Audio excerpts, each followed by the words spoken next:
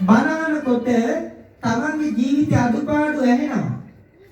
තමන්ට නැති හොඳ ඇති කරගන්න පාරය දෙනවා. බහුසුතයි. එයා පින්තුනි බහුසුතෝ හෝති. එයාගේ බහුසුතමයි.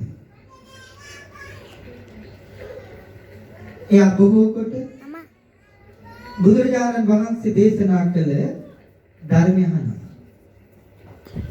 ඒතර යාට වැඩියෙන් ඇහෙන්නේ කුසල කර්ම මොනවද? අකුසල කර්ම මොනවද? කුසල විපාක මොනවද? අකුසල විපාක. ඒතර අහන්න. යාගේ මානස ශක්තිමත්. එයා වරදක් කරන්න හදනකොටම මොකද එයා දන්නෝ මේක කරොත් මෙන්න මේකයි විපාක. එයා හොඳ කරනකොට එයා බය නැතුව කරනවා. මේක කළොත් මෙන්න ආනිසංස. අන්න බහුසුත. එයා අහලා තියෙන්නේ. අහලා නැත්තම් අපි දන්නේ නැහැ. අන්‍ය හොඳට අහලා.